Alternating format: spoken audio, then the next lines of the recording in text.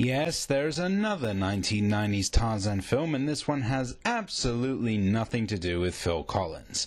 And depending on who you are, that will either be a great relief or a sign of dread. However, to the uninformed, which is many, The Lord of the Apes predates Disney by many decades. Having been created by the same man responsible for John Carter, Edgar Rice Burroughs, in 1912. He has appeared in countless books, TV series, radio shows, comics, and of course, movies.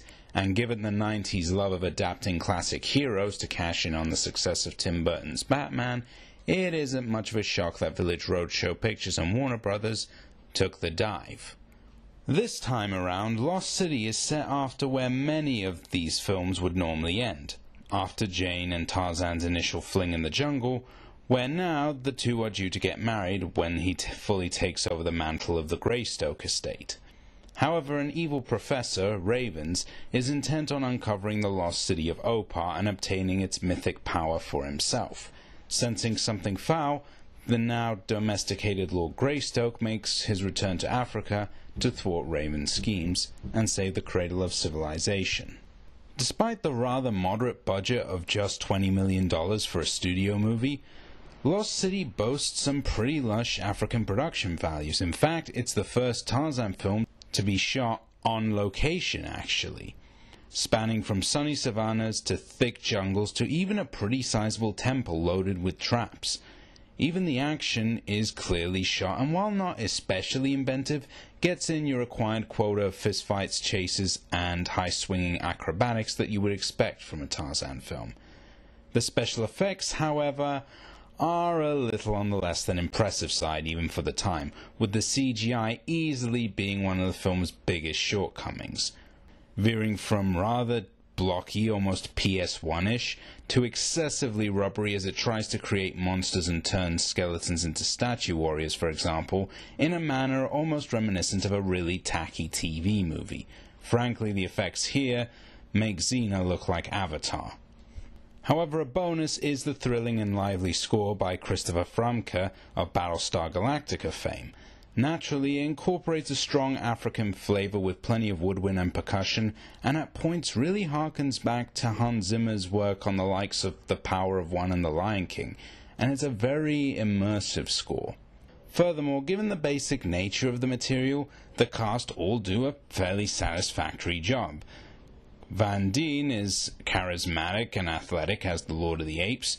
Jane March is spirited, though not always particularly bright as, well, Jane.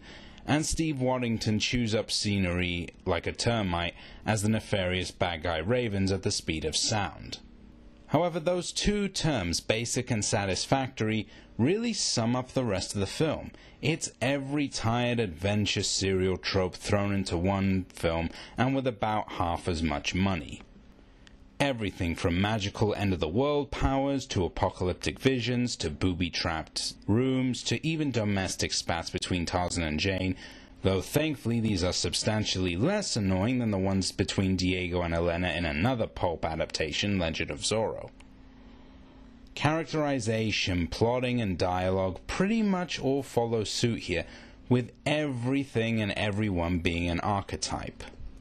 And were it not for the short runtime, Lost City would honestly be kind of a bore given how base and typical it is.